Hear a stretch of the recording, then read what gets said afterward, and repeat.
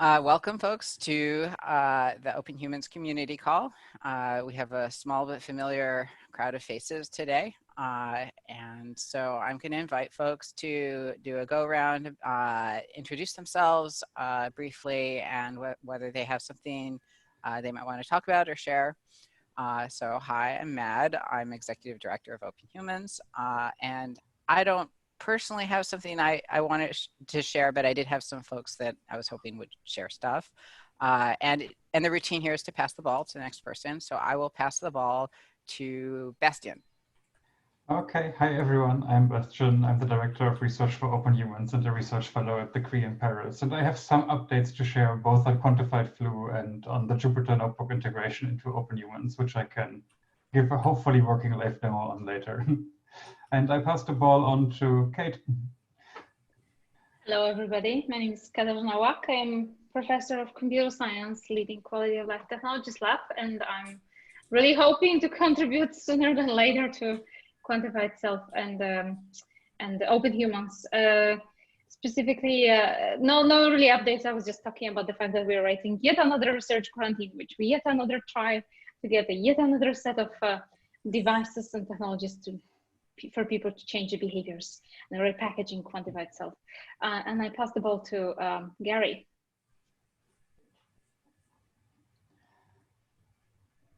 I'm unmuted now. I'm Gary. Hi, everybody. And I'm focused today on our Quantified Self meetup online tonight. And later in the meeting, I'll give you some details. And hopefully those whose time zones don't forbid it will be able to join us.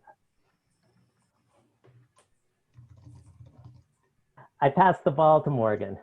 Hi, I'm Morgan, and I organize meetups for NeurotechX in San Francisco, and now kind of online for time zones willing to join us on Thursdays, and really working on adding EEG uploads to Open Humans. And pass it on to Dave. Hi, Dave Blackwell here. I'm a member of George Church's Personal Genome Project and made my full genome public. I've tried to track my health issues, which began with sciatica, and I discovered I wasn't able to digest B12. And I think I haven't been able to digest zonulin from gluten, and I may be lectin sensitive. So I also have atrial fibrillation, and I have a cardio device where I'm tracking my heart rate and its interpretation of whether I'm in atrial fibrillation or not. And I highly recommend it. That's everybody. Thanks. So my planned stuff for us to talk about was the stuff Bastian had to share and Gary's meetup, but I do want to check in whether Kate, whether you wanted to talk at all, Morgan, if you had any questions with the setup stuff, and Dave, if you have anything.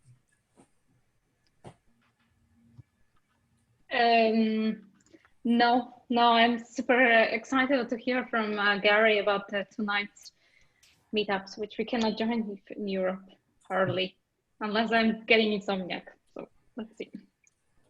Well, with that, maybe I'll hand it to Gary to share with the small crowd. Thanks.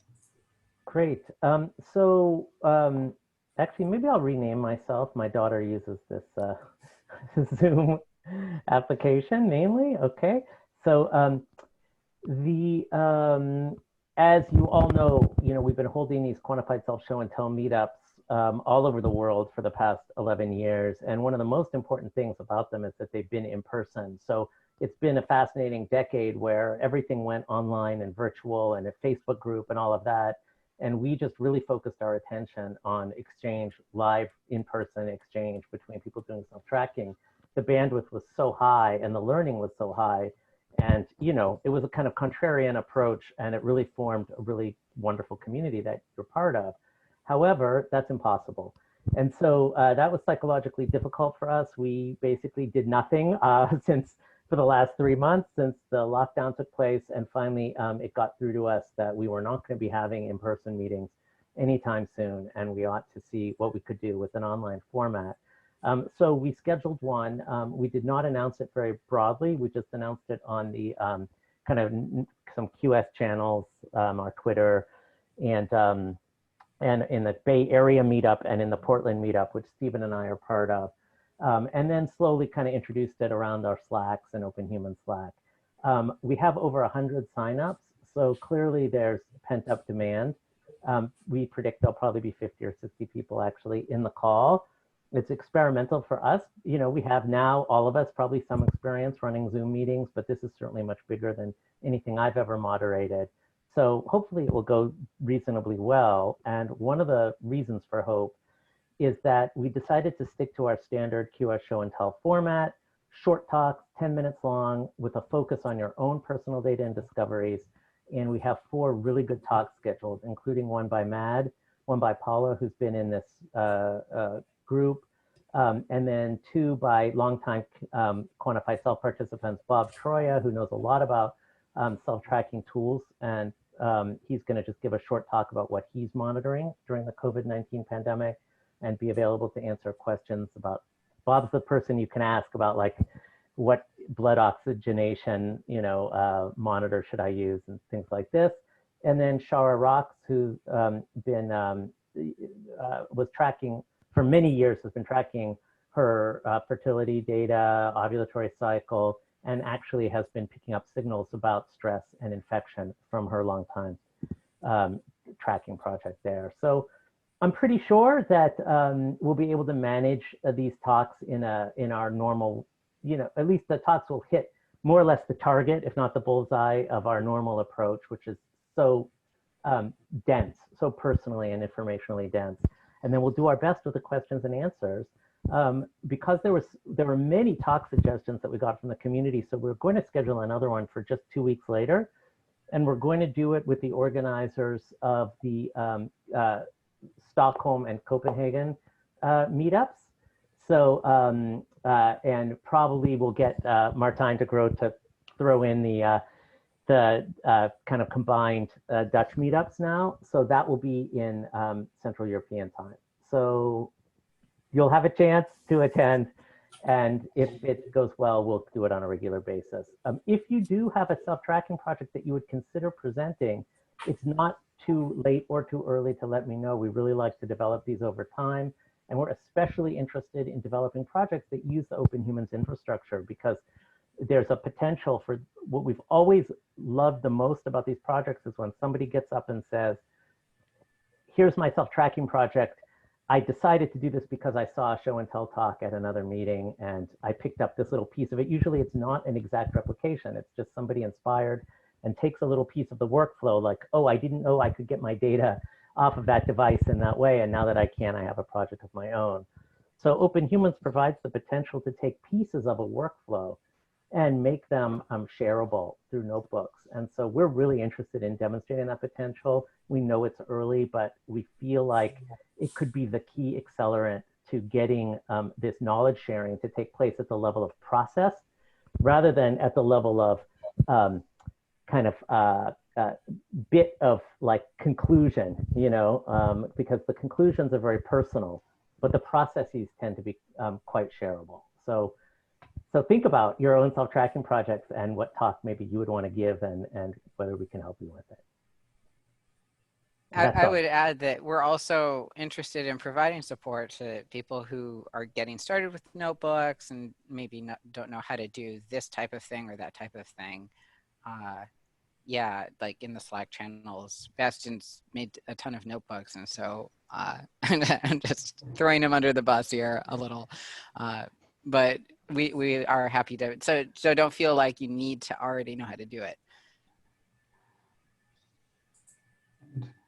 Yeah, Gary already answered my only question, which is like, will there be one in a time zone that's appropriate for Europeans? And the answer is yes, so that's great.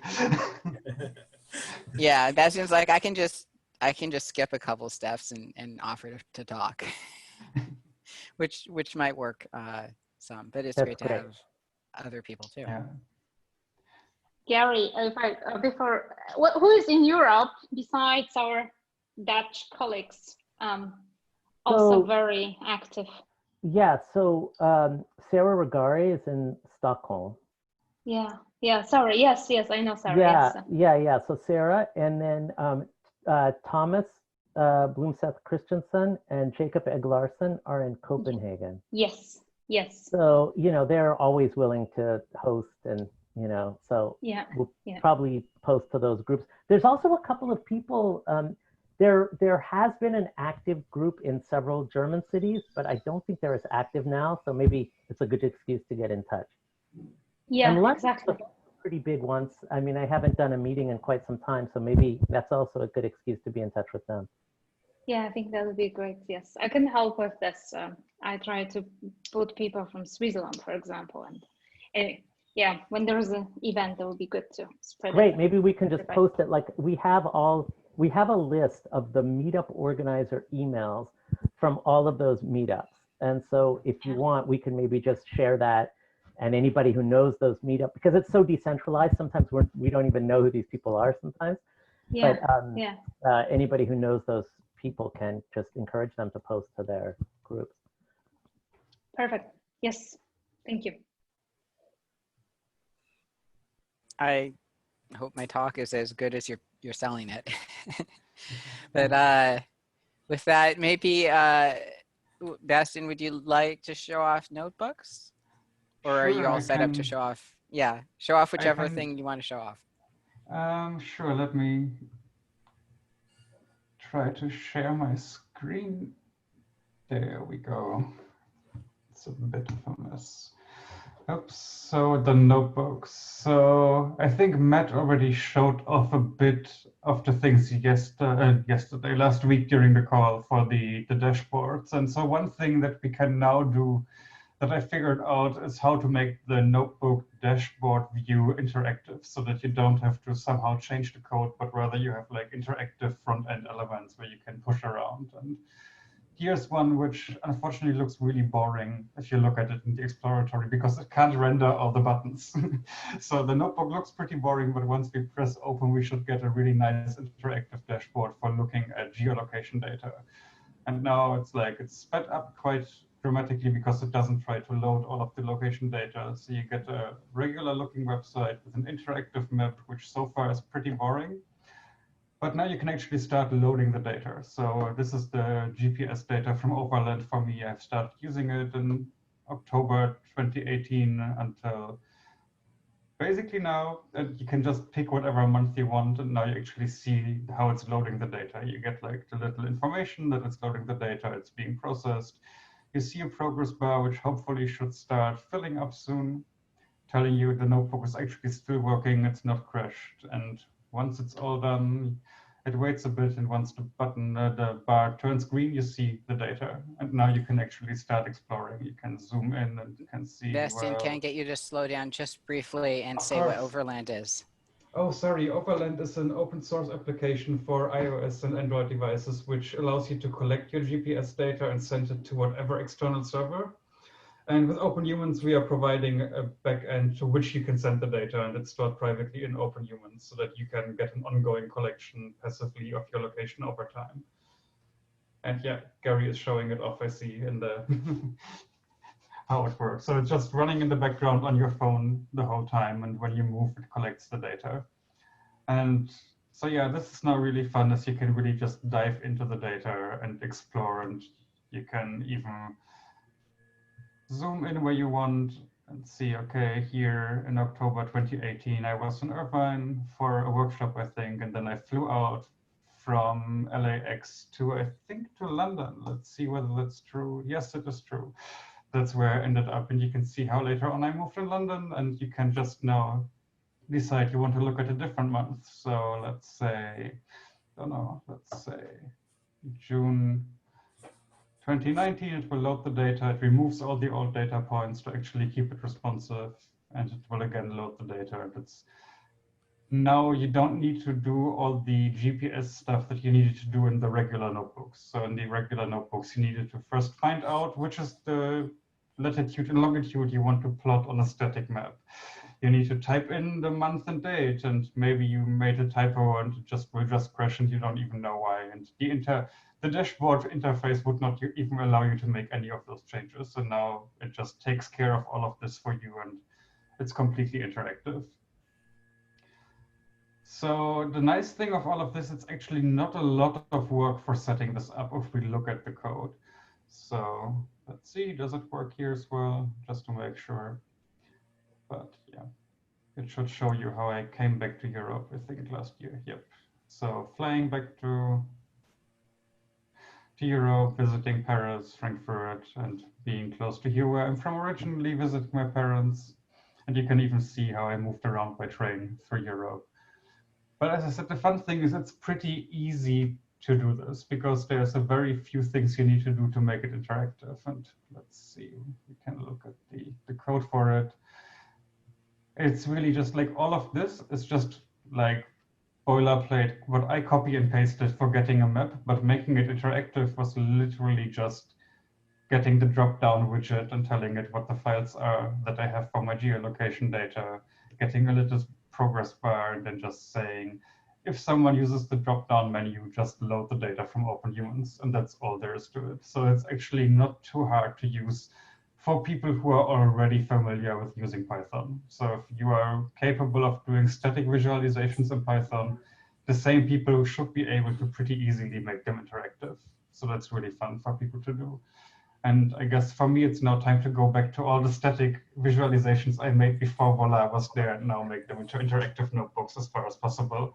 That should be really fun for people to actually enable them to use the notebooks and not just look at them statically, but rather explore and play around with the data and actually make it like, it's called the exploratory, and now you can actually start exploring and not just look at data. So that's really exciting. And yeah, I don't know if anyone has questions about the notebook infrastructure. Otherwise, I could show off a bit of what we are working on with Quantified Flu as well. But if there's questions, please go ahead. I have a question. Not here. Sebastian, I have a, if somebody wants to make, like, fork this notebook in a way, yeah. Like they like it, but they want to do something different, they create a separate notebook, right? They just copy and paste what you have and then do whatever piece of it they want and then do their own thing. Is that the right way to imagine it? That's the right way. So actually, you don't even need to copy and paste, because if you press here on the edit and run button, you get an editable version already of the notebook. So this is now a one-to-one copy of what creates the dashboard. And now you can just make the changes and tweaks. So I know that, for example, Matt was a bit confused yesterday because the progress bar doesn't actually finish. It doesn't say I have to wait for it to turn green. Yeah. So I waited for it to fill. Exactly. So you could actually say like the caption should like say, please wait a bit longer because the data is not fully loaded yet. It's downloaded from OpenHumans, but it needs to be added to the map. So you could just make the change here and copy and paste this one line and say, okay, wait for the button. Wait for the. Is that progress. M a thing? I'm just curious about the M. Wait for it to. That's the actual map. So that's like up here. Oh, you have a one-letter map. variable. Okay. Yeah, this I all copy and pasted from the people who made the dashboard stuff in general work. So I was just like, let's take this and M is the map, and you just reinitialize it. But so yeah, you can just copy it here and say to wait for the progress to turn green. Yeah, that was key. Good to go. So stay right there, Bastian, for a second. Yeah. So you've just edited your notebook here, right?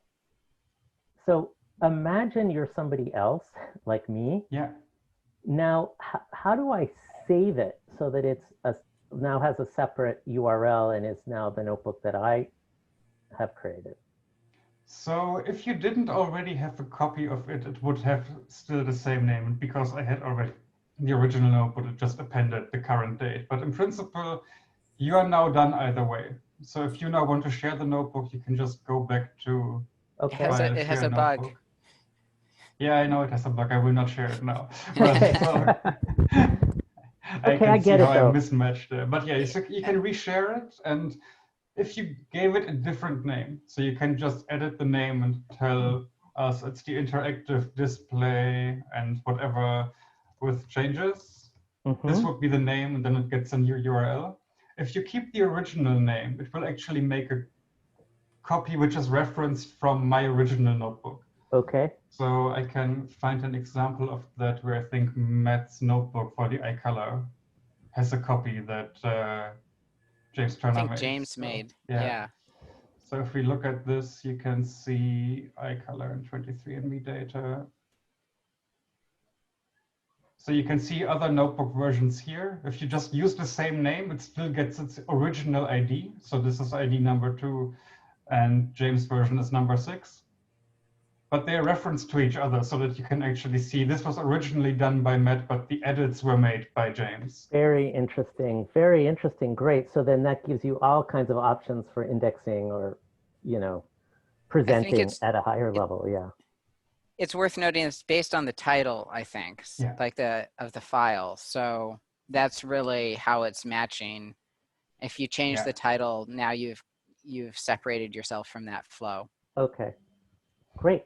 Great to see this. Great. I mean, yeah, that's like it's a bit of a limitation, but it's like that it was the easiest thing to implement at this point because the notebooks inside the Jupyter Hub thing don't have any IDs themselves because that's just a file structure. Yeah, can you show Gary the file structure so he actually understands if that's... Yeah. So yeah, because the Jupyter notebooks themselves, if you list them, they are just listed by name. It's like a folder on your computer. It's nothing else. You have like subfolders, you have files in those subfolders, and that's why we need to make this workaround by matching to the name because there's nothing else that gives away what it actually is. But you're also, if I remember correctly, you're also indexing them by what data type they're pulling from OpenHumans, so that you can sort all the notebooks on OpenHumans by the data type. So right? if you import them, so let me try. Let me try recapping this in a way that might help clarify. Yeah. When you click edit and run a notebook, Gary, what it does is it copies that file into your own like directory structure. So now you have your own copy of the file. It has the same name, same code. But as you start editing that, it's immediately saving copies of your edits. And you can go and hit the save button to make sure it's saved, but it also auto saves while you do that. So you don't have to do anything special. It's not going to be shared in the exploratory unless you go and decide to share it. And you click that share, and then it puts it in exploratory. And if it has the same title, then it will be considered a version. Even if it doesn't have the same title, it's still going to be indexed by the data type it pulls. If you're looking on the right-hand side there and say, like, show me 23andMe notebooks that have been shared, or show me. Yeah, with the data types, I think there's a bit of a, so you can, it gets manually tagged, but I think there's also some automatic parsing of the notebook that's done to try to guess the data types. Mm-hmm. So that's being done based on what's actually in the code. And like trying to auto detect in the code what it's using. Got it. Great. Thanks for taking me through that. It's just, you know, I'm putting my mental model together of the sharing ecosystem. So let me just do this. So let me try to do this now without any code error. We can just go through the sharing workflow once. So please wait for the pro.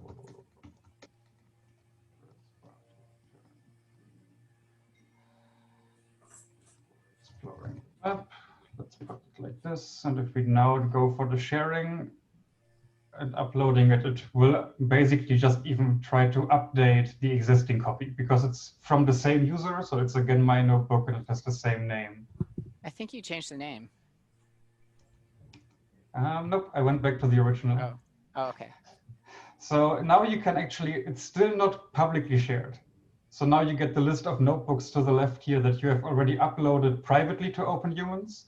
But if you want to share it, you need to go to the interactive and say you either edit or replace it with a new version if you've made one.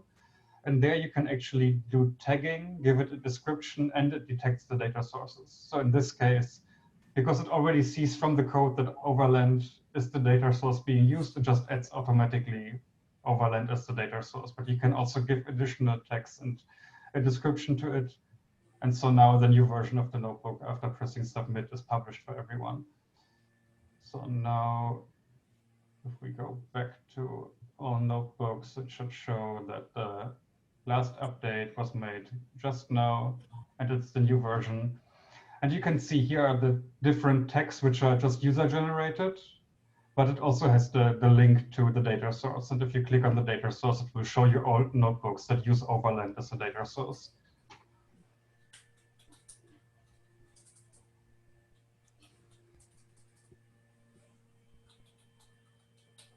I'm sure that there are ways this could be improved, but one of the things Richard brought up was like, oh, it'd be nice if I ran the notebook and it was immediately updating the version in exploratory instead of having to go through this whole process. But there's something about this process that's like, there's issues around privacy, where if someone was automatically sharing something as they're editing it instead of making a a deliberate decision to share that, I think that would be problematic.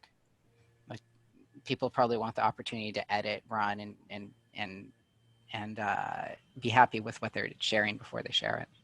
Yeah, I think another limitation would also be that you can easily screw up your notebook, which you are currently editing, and then you have published a non-working version. That's like yeah, that was my issue. like more realistically. I don't want to be live publishing every broken version of the notebook as I'm working on it. And actually, for me, that's how I often restore a notebook. So I go back to and edit the notebook in my Jupyter Hub, and I figure out I completely destroyed it by whatever edits I tried to make. And I go back to the published version in the exploratory just to get a clean copy that I know works. It's actually nice for me, at least for like my own editing workflow when I use the notebooks. Like I know there is like a static copy of this, which I know is in a working state, and I can go back and I don't need to worry about editing the one that's in my own editable version. I think this is all pretty limited, though. I'm guessing that the exploratory overwrites instead of preserving historic versions. Is that right? Yeah. Yeah. Yeah. So it's not like Git. It's because, and Git is a very complicated tool, but it's like the version control in general as a problem is hard. In Bastion's defense, this is trying to create something that wasn't natively supported. Yeah, I think like this whole thing is like a clever hack in a way, which uses the existing OpenHumans infrastructure and all the existing Jupyter Notebook infrastructure and just cobbles it together in the most easy way. Let's put it like this. I think they're like someone like Tim probably can spend a lot of time making a better thing, but given the resources and time we had, this is the best we could come up with. I definitely think that it's comprehensible, which is the most important thing that you have to have with like versions and, file storage, right? Like it has to be intuitively logical. And so thank you. And also I can easily imagine doing like a workshop or something on some particular notebook type and having 4 or 5 people in a room editing notebooks, and just allowing them to update, edit, and share them without getting too confused, because they could just create a tag, for instance, like overland mapping workshop or something, and then they'll all be easily findable for them during that process. So it makes sense to me. That's right. You can use tags that way. Yeah. Right. You can make easily a collection for whatever workshop event, or like now, if we envision, as you mentioned, you would like to support people at the Quantified Self meetups to share their notebooks. So you could say, tag them with the Quantified Self meetup tag, and you can have like an automatic collection of all of those, which you can display somewhere. Nice. Good. Very good. Then I can also briefly share a bit of news on the quantified flu. Oops. How do I get there? Because this is the way we are having it right now. I think I went 1 tab too far. So this is the interactive heat map that we already have deployed on the main website, where you can explore your symptoms, and these are mine, which are pretty boring. But what's really missing still is recreating the view that you had with the retrospective events, where you can see your your physical data like your heart rate and your body temperature, if available, in the same timeline. And my intern, Basile, who's working with me here in Paris, has been working on this. So this is the current development version that's running on my computer. And, oops, I should not have scrolled back. But you can see you now get like a second timeline down here, which is synchronized. So once you start moving, both things move in sync. And you can now select which data types to show at the same time as your symptoms. So you can say, I would like to see my body temperature evolution in relation to my symptoms. You can start scrolling along and it will show you where you reported having symptoms. And you can see, well, does it make sense? Do I see any signal or not? And here, for example, not really. I report not feeling great, but also I don't report a fever, but nevertheless, the data for the temperature is not really interesting. And if we click and instead Can look you at the show heart rate, the comments, hover over the comments? sure. Show that off, yeah. So yeah, so in this case, you would probably not expect to have any fever because I figured out it's probably I just was sitting weird in front of my desk or slept weird in the night, and that's why I was having a headache and my back hurting. So that makes sense. Nevertheless, the heart rate is elevated, but this might be because if I really slept weirdly, then the resting heart rate doesn't go down as much. And so you can just scroll away in your own data, oops, and see what's going on really. And it even goes back more in time. So it shows you, because we also collect data before you start the symptom tracking. So there's like 3 weeks before you ever start to get a baseline idea. And so this is all under development, and there's a few bits missing. For example, you still need to manually check off and check on the next box to make it work. So there's a bit of front end work that still needs to be done. But I hope that we have like at least a first version ready maybe by the end of the week that we can put up for everyone to use and explore their data more. And the next thing, which I know that Gary is really into, is getting like a gut feeling for what is your normal heart rate and your normal body temperature. So just having an overlay here which shows you like the standard deviation of like what's the upper and lower boundary for your heart rate and your body temperature you would expect in normal, to see if any of these deviations are meaningful outside these regular boundaries, which we can now easily calculate because we already have the 3 historic weeks before you ever started using quantified flu that we get as well to get a baseline. Of course, we can use the whole data range, so 3 weeks plus the 84 days in my case, and we can ongoingly refine the whole thing and get a better idea of what your normal resting heart rate and your body temperature is. So that's hopefully like soon on the public website for everyone to use as well.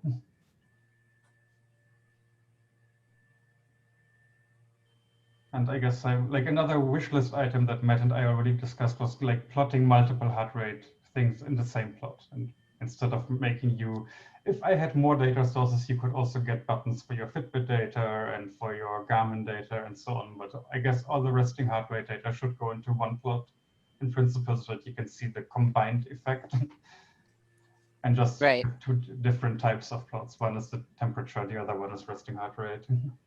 I noticed I had heart rate, Apple and heart rate Fitbit. I'm like, why aren't they not on the same graph? Because Yeah. intuitively, you just want the heart rate graph. And yeah, and it's nice to see them all overlaid on top of each other. I think that would be really interesting for anyone who has more than one of the trackers. And there's going to be a lot of trackers. Why don't you mention something about all of the different data sources that are supported now? Oh, right. That's also something that's new since last week, that we have now the support for the Garmin devices implemented as well, which Carolina had to fight with quite a bit to figure out how it works. And then we had everything set up and thought we were done. And then we needed to figure out how to get the production ready API keys from them. And it was not a lot of fun. And then changing the keys, and then we forgot to re-register the URL. So that I think after we thought we were done, it took like another week to actually be done with all of it. But so yeah, this works now as well. So now we really can support the Garmin devices, the Fitbit devices, the Oura Ring, as well as all the Google Fit and Apple Health data sets. So basically, most data sources that people are wearing should be supported. At least from the ones that people have let us know that they want us to support. Because on the front page of Quantified Flu, we have this, if you have a data source you would like us to support, let us know, and just fill out the Google form, and we have checked off all the boxes for now. I have a question for Aura. Does Aura provide you the relative or absolute number for body temperature? I think it's more like how far is that from some kind of baseline? Right. Is the baseline for relative. you? Yeah. So what Aura does is they calculate the median body temperature over all the data they have observed. So it's already normalized. So if you just sum up everything and take the mean, then you get to completely zero. And each new data point then deviates from this average, either up or down. Yeah. Yeah, I thought so. Yeah. Mm-hmm. And that's largely as Aura, I think the sensors are not calibrated at all. So they don't know the actual temperature, they just know like whether it's up or down compared to what the sensor themselves already measured. Yeah. Makes sense, yes. Yeah, I've seen it. Yeah. Yeah. Thank you. Well done. You have great students. Yeah, no, this student is amazing. I mean, I could not program any of this, I have to admit. So I can just tell him what I would like to see. And if he's running into problems like, let me Google with you because I don't know much more. I just might know better search queries than you do. It's like, is this useful? Maybe read this Stack Overflow answer. It's like true mentor position is teach someone to use Stack Overflow.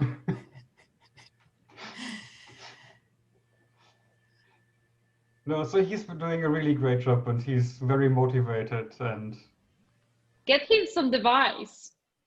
Yeah, I should definitely get him some device to just like collect his own data. Yeah, does he not have one? I mean, I think we're happy to gift him one. Yeah, we should definitely do this. I think he doesn't have one yet. That's why he always asks me like, which URLs should I use for testing so I can get some data? And it's like, you can use mine to get the Aura and Apple Watch data. And here's one that you can use for. But don't get him sick for science. So No, we are all still in the home office, unfortunately. I see that you, I think, have returned back to the regular office. In Denmark, we're back to the offices. So. Lucky you, I can't wait for the day where I can return to my desk. Yeah. But really well done. If you have any other things that can be improved on this or should be improved, I think one thing that I would really like to see is bring these graphs even closer together so that it's easier to compare and maybe even get the dashed line closer to the symptoms to make it even easier to read. I really like the dashed line though, like that drop down line. Yeah. Maybe the choice of colors, temperature and heart rate, blue and green. Yes, that's it. Yeah. Yeah, maybe we can do. Well, yellow is hard to see. Usually for color blindness, yellow and blue is the one you go for. But orange and blue is sometimes. Orange and blue. Yeah, that's. I just have a question for the group, just because I don't know where everybody is at in terms of their focus and skills. Is there anybody in this group, aside from Bastian, who thinks they may work on a notebook at some point in the next weeks or months? And what, if you have an idea, maybe just worth sharing it. So. Yeah, I really want to get my hands on this. I have all the data collected and they're just being stored in your backends. And I wanted to first look into the resting heart rate. And so I have Aura and Apple Watch and rescue time. And really, the other day I just clicked through and I got some errors. So I think there's something about my configuration versus the Bastian configuration, and I'll get back to it. Yeah. We have a notebooks channel in the Slack, so if you're not already in it, that's a place to ask questions or share stuff. There's a part of me which feels I'm considered a scientist. Why can I quickly oh, this is the error, blah blah blah, 2 seconds done. Oh hello, right? I need to. Unfortunately, the type of errors you might run into are probably so unusual, maybe so unusual that they're not on Stack Overflow because they're just, idiosyncratic to this particular system. Thank you. Also, I have to say many of the published notebooks might not work any longer as they are because Tim did all of these updates. So all the libraries are upgraded, and some of the libraries that are just now have dropped any of the support for the old notebooks, basically. So there might just be notebooks which even for me wouldn't run anymore. So it can be just this. We had similar issues in the past because it's not the first time we did the update, it's the second time in those 3 years. But even the first time, there were some things where we just needed to update the notebooks a bit to make them work again. And I have not yet checked all of them to see whether things still work. Especially I know pandas for the data frames in Python has changed a lot in 3 years. So Oh, that's the most absolutely. likely Yeah. culprit. Yeah, we do it for our other data sources and locally, yes. Yeah. I'm hoping to get my son involved in this. He's a programmer at edX at MIT, and he runs the Boston DevOps meetings. And so he's very familiar with this stuff, whereas I'm out of date, and I'm just a traditional database programmer and C and C+ programmer. So I'm hoping to get him involved somehow or another, but we'll see. He tends to be kind of busy, and I'm retired.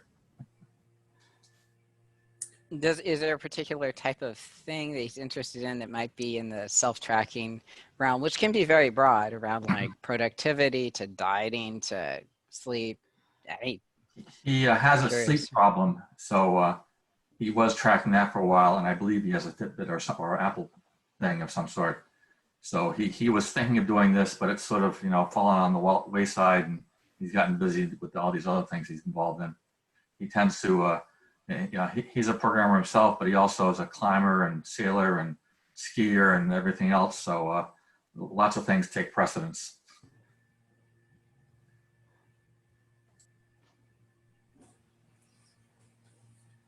So I know I've got a package that is developed at UCSD, but in Bradley Wojtek's lab called FOOF, which is FOOF. And Bradley always apologizes for the name, but it gives you a really nice. Let me just. I think I can share my. Am I sharing my screen? Okay. Yeah. Does that come through? Yep. Yeah. Yeah. So it produces this plot. And a nice fit that is it's one of the only kind of like quantifications of your own data that I could see being very useful, clinically relevant if you track it over time, and and some some good science in it. It's just a matplotlib. Anyway, is that power spectrum of EEG data, or it's power spectrum of EEG data that that then does kind of like a multi-component fit to that, where so you're capturing the baseline with this kind of like power law aperiodic fit, and then you're seeing is there evidence of some bumps off that, and that would be your what we typically call is your alpha and beta peaks, and yeah, so I've been doing a little digging and finding a few papers. There's not a lot of papers on this, but it's a group in Columbia. I think it's Columbia. That I know from like when he was just a grad student, has a paper on like the stability of your peak alpha over a 12-year period, which is I can honestly say there's not a lot of data on that, but certainly plenty of data in terms of that value if you tracked it over your childhood or old age. You would see changes. You would see changes in that would be normal, but you should be tracking that. And so that's an easy one that doesn't require any task data. That just comes from your resting data. And yeah. So anyway, I was gonna make that like the initial plot. Like if you upload something, that's basically the first thing you see. And then what we'll do is if you start to collect that, you know, over days or months, then present that kind of like a joint time frequency plot, where, you know, you basically turn the plot on its side and color code it, and then you should see that peaks, those, you know, how stable is that peak kind of thing. Anyway, that's the plan. I can do that with just our, you know, just our CSV files on the, you know, on the laptop, but yeah, I'm just getting the I just printed out or made a PDF of the create page just to get feedback from the rest of the group in terms of how we should fill that out. Is it okay for us to fill that out? I mean, can we start without necessarily, you know, saying who's the investigator and things like that, just so we can test out, just so we can test out the uploads and things. You know, so I don't, is there like a, you know, do you mind if we treat it as like a proof of concept project? Oh yeah, it's like anybody can create something. And so just like I've got stuff that's like joke names and okay, joke cool, stuff. cool. And, So, and that's why it's all working, so you can get it testing and see how it looks. Sure. It's not until the review stage that you're expected to not have joke values. Okay, yeah. So I'm just recruiting a small group of people that are willing to help me kind of, you know, test it out and try the uploads from multiple devices. And I think we could actually do the website, or, you know, everybody's on NerdTechX is at least on the Slack, is also has a login for the website, and I think that could help. I'm not sure. But, Do you mean, yeah. sorry, I'm not sure. In terms of the OAuth 2. Setting up an OAuth 2 app so that they can, it's nice because you can get full automation that way. And if they've already done it, then there would potentially be that. Again, I'm going to push this to the group in terms of see what people think. I certainly want to make it less development than more, and I haven't been able to edit our San Francisco page of the NerdTechX website. So, you know, given that, maybe asking for, you know, some website features would not be the thing to do right now. But I like the foof plots. There's a lot to say about, yeah, you can actually learn a lot. I really like this particular research group in terms of how much you can learn from your spectra. I don't know, Bastian, if you've talked much with Morgan about like how does the data actually end up?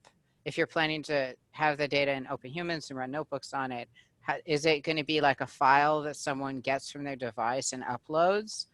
Or is there some more automated sync? I think that's like, synchronized. Yeah, the very low hanging fruit is uploading CSVs. That's the first step. Because so like the person's going to get the data, upload it as like there can be a data type, like an upload page that's defined, and it has a description of like, here's how you get the CSV, here's what you should upload, here's how the expected format's going to look. And then notebooks can be made to run on that. Yeah, and so right now is the Human Brain Mapping's hackathon, and there's a couple projects that I'm going to join after this call, or rejoin after this call, and there's a couple projects that will be quite relevant. So at least for some of the data, I mean, this is a great plot for just eyes closed, eyes open, resting EEG. For the task data, we want to attach like a JSON file together with the CSV, or or potentially even a binary. So there's some projects where it's like you could run this tool, it would basically produce a directory, and then you'd upload the directory, and it would kind of like have everything that would be needed by what the analysis tools are. And that's some attempts in neuroimaging to create a kind of standard plus metadata that should be should be great. And a lot of analysis tools will accept that metadata plus data and know how to handle it. And that sounds like a simple web app for the file upload instead of using the one Open Humans provides is going to help a lot, because you want that to be a process where someone's like, here's the file and here's the task I did. It's like a drop down, and then you can drop the metadata plus about that task and with the file. So we're there's some other tools that might be useful at first, but please feel free to reach out for help. But to your question, feel free to.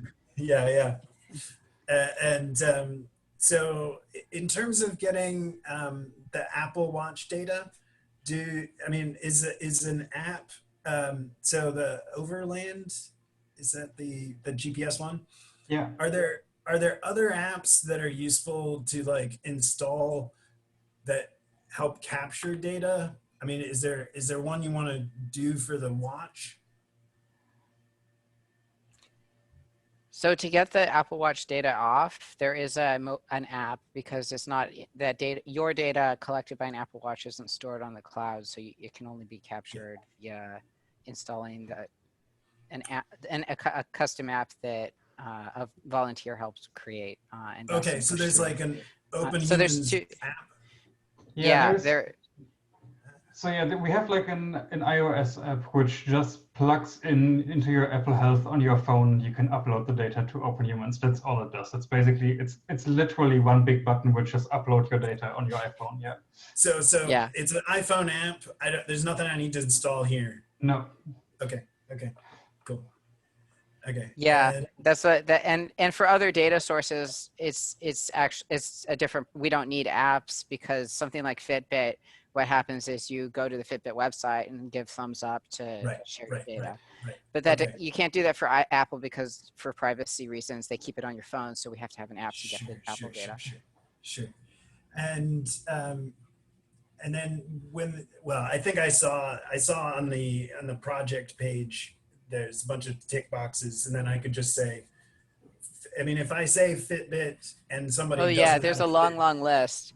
Yeah. So the way it works is anything you check, anybody who wants to join is authorizing that, whether or not they have it. And then if they have it in the future, it's been authorized.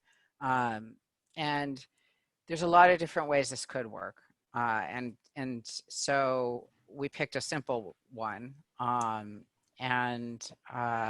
If you change those checkboxes in the future, it only records the authorization someone made. So if at some point you change your project and you say, oh, I want to ask for Garmin data or something, and we support Garmin data now, it's not going to change it for everyone who's already signed up. It's only a new authorization. So when they authorize going forward, what we don't provide is the ability for people to checklist things as they join a project, so they can't opt out of these things. So it's like a simple, these are the things the project asks for, and you're agreeing to it or you're not.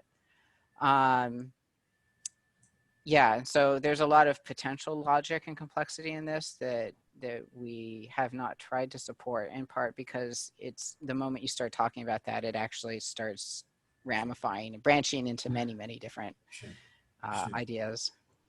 But yeah, that's how it works. So the ones you check are the ones that a potential member sees as like, you will grant authorization to these, whether or not you have them yet. And if you get them in the future, and future data will also be authorized if it's in that category. Gotcha. Okay. Is there, not so much a technical question, but what's the kind of like the lowest cost fitness tracker device that has an easy upload? Or is that getting into recommendation territory maybe you'd prefer to avoid? Or I mean, I think Gary once said, Fitbit's like the old faithful of is it? devices. It's easy to recommend. It's easy to recommend. Like, Yeah, no. And is there like a $50 version? yeah, you can get, there's a lot of different Fitbits and you can get them discounted and inexpensively if that's your priority. But just to keep in mind, having seen this again and again, Yeah. like the thing that's nice about Fitbit is that they're running a data storage and workflow and sharing solution that's been battle tested. So all the early years were about like undocumented API changes that break everything downstream and stuff like that. So, you know, like you can probably start from scratch, but you don't want to. Right. Yeah, Okay. so just one thing to keep in mind that by default, Fitbit only through the API gives you daily summaries. So if you are interested in the intraday resolution to see the resting heart rate at a given moment in time, you can hack it together, and we support this in Open Humans through the personal API, which you basically ask people to make their own Fitbit client ID and client secret as an OAuth app. And you give Open Humans your client ID and client secret to get on your behalf the intraday resolution data, but that's the only way. So it's a bit more involved. If you want to like get intraday data from people who have no clue how to do this, Fitbit might not be the easiest solution. But at the same time, I wouldn't know what is. Like the Apple Watch allows this by you press the button on your iPhone to Open Humans, but that's not cheap. The Yeah, same is you have to true install for- an app to get it, which is also involved. Yeah, but it's still less involved in figuring out the correct redirect Your URL client to ID. put into. You have to get like, into- you have to pretend to be a developer to get the Fitbit intraday Yeah. data.